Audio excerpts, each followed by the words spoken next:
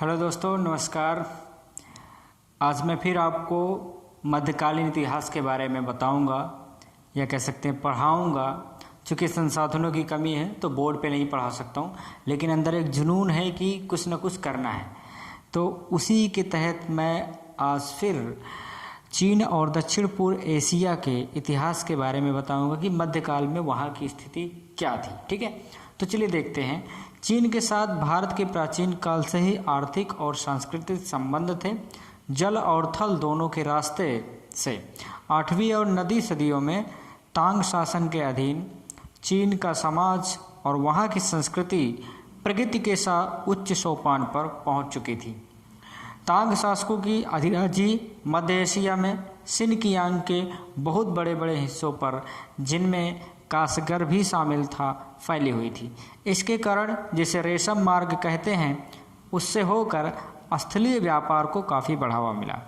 इस रास्ते से रेशम मार्ग ही नहीं बल्कि उम्दा चीनी मिट्टी के बर्तन तथा कम कीमती रत्न पुखराज की बनी हुई वस्तुएं भी पश्चिम एशिया, यूरोप, भारत को निर्यात की जाती थी। चीन में विदेशी व्यापारियों का स्वागत होता था।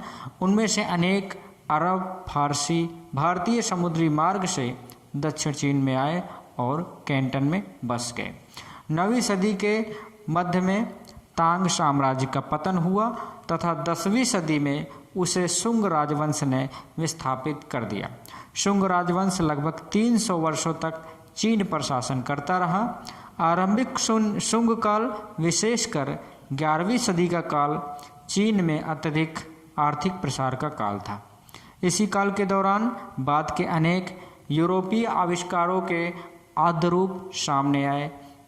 दक्षिण पूर्व एशिया, भारत और श्रीलंका के साथ चीन का समुद्र मार्गी व्यापार भी बढ़ा।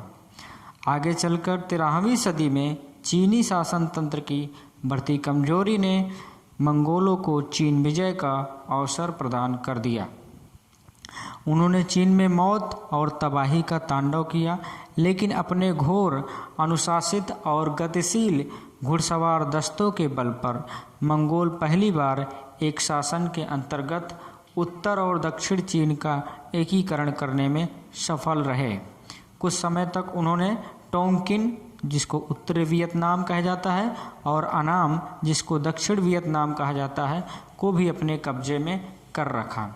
उत्तर में उन्होंने कोरिया को रौंद डाला। इस तरह मंगोलों ने पूर्वी एशिया में एक ऐसे विशाल साम्राज्य की स्थापना की जिसकी गिनती दुनिया के सबसे बड़ी ताकतों में होती थी। वेनिस का यात्री मार्को पोलो कुछ समय तक चीन के मंगोल शासकों में सबसे अधिक विख्यात कुबलई खान के दरबार में रहा था।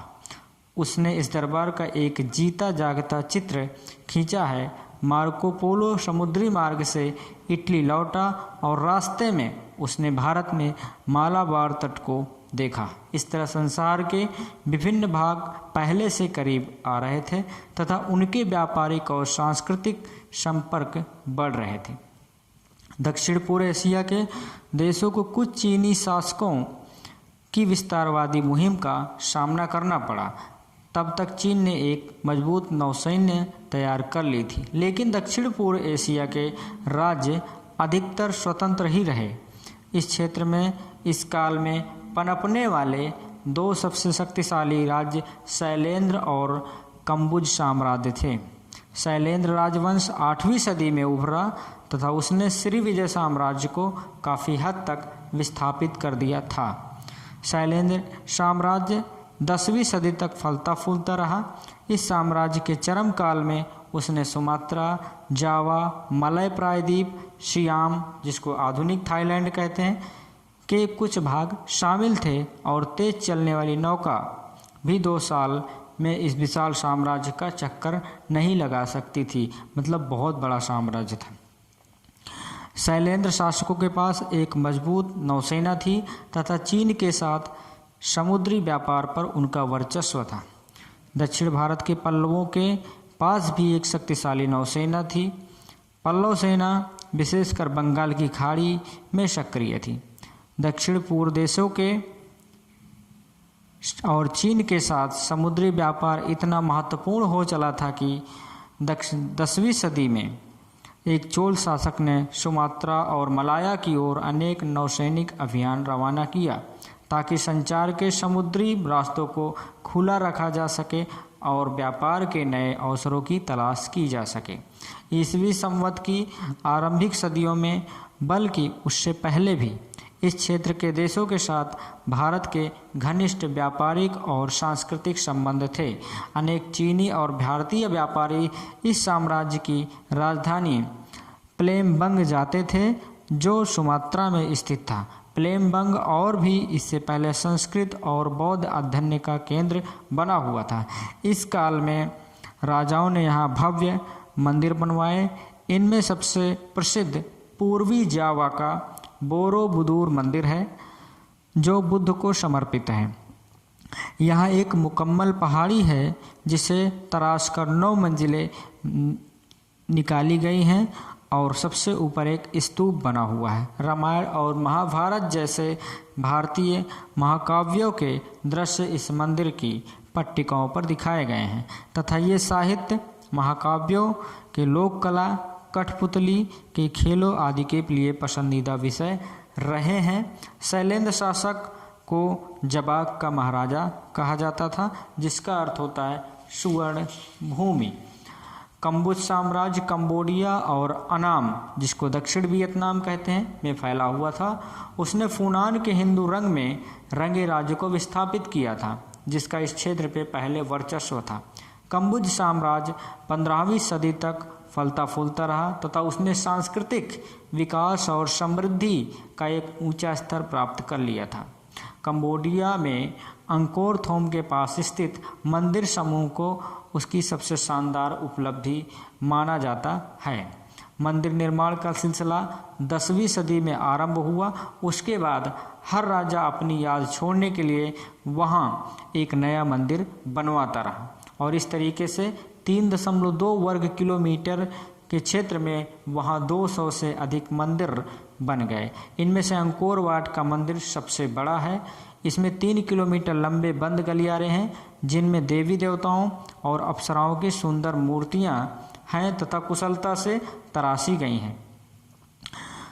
पट्टिकाएं हैं जिन पर रामायण और महाभारत के दृश्य अंकित हैं। 1860 में एक फ्रांसीसी द्वारा की गई खोज के पहले तक बाहरी दुनिया इमारतों के इस पूरे समूह को पूरी तरीके से भूल चुकी थी और वह भाग अधिकतर जंगलों से ढका हुआ था। दिलचस्प बात यह है कि मंदिर निर्माण का काल 10वीं से 12वीं सदी तक तीव्रतम गति से चला, जो भारत में भी मंदिर निर्माण का सबसे शानदार काल था। मलय प्रायद्वीप के तक्कल बंदरगाह से स्थल के रास्ते चीन सागर तक यात्रा करते हुए अनेक भारतीय व्यापारी दक्षिण चीन गए। दक्षिण पूर्व एशिया के देशों और दक्षिण चीन में अनेक ब्राह्मण और आगे चलकर बौद्ध भिक्षु बस गए। बौद्ध धर्म चीन से चलकर कोरिया और जापान में पहुंचा। भारतीय भिक्षु कोरिया में गए और उन्होंने वहां एक कोरियाई लिपि के विकास को प्रभावित किया, जो भारतीय लिपि से मिलती जुलती थी। कालांतर में भारत में तो बौद्ध धर्म का ह्रास होता गया, दक्षिण पूर्व एशिया में वो फलता फूलता रहा। वास्तव में वहाँ बौद्ध धर्म ने हिंदू देवी देवताओं को आत्मसात किया, यहाँ तक कि उसने हिंदू मंदिरों को भी अपना लिया।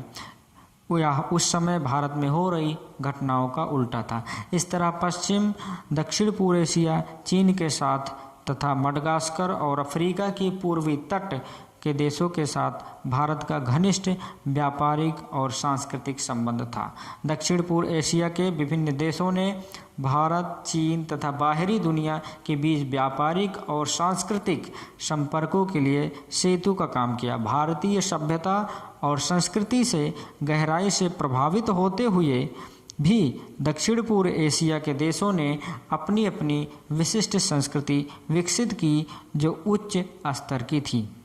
अरब व्यापारी जो पहले दक्षिण भारत तथा दक्षिण पूर्व एशिया के साथ व्यापार करते थे, अब्बासी साम्राज्य की स्थापना के बाद और भी सक्रिय हो उठे, लेकिन अरबों ने भारतीय व्यापारियों और धर्म उपदेशकों को विस्थापित नहीं किया।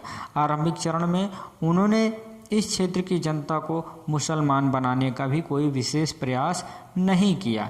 इस तरह एक उल्लेखनीय सीमा तक धार्मिक स्वतंत्रता और सहिष्णुता तथा विभिन्न संस्कृतियों का मिलन इन देशों की विशेषताएं थी और उनमें ये विशेषताएं आज तक बाकी हैं। सुमात्रा, जावा और मलाया ने इस्लाम को धीरे धीरे अपनाया। भारत में इस्लाम की स्थिति मजबूत होने के बाद ही दूसरी जगहों पर बौद्ध धर्म फलता फूलता रहा। भारत इन देशों के व्यापारिक एवं सांस्कृतिक संबंध तभी टूटे जब इंडोनेशिया में डचों, भारत, बर्मा और मलाया में अंग्रेज़ों तथा आगे चलकर हिंद चीन में फ्रांसीसियों ने अपने पैर जमा लिए। तो इस तरीके से आज का ये टॉपिक अभी ख़त्म हुआ। आप लोग हमारे साथ अपना साथ बनाए रखें। हमारे चैनल को सब्सक्राइब नहीं किए तो प्लीज़ चैनल को सब्सक्राइब कर लें, वीडियो को शेयर कर दें और लाइक ज़रूर कर दें। मैं आपके सहयोग पर ही डिपेंड हूँ, आपके साथ पर डिपेंड हूँ। मिलेंगे अगले अच्छे टॉपिक हिस्ट्री के साथ, तब तक के लिए जय हिंद।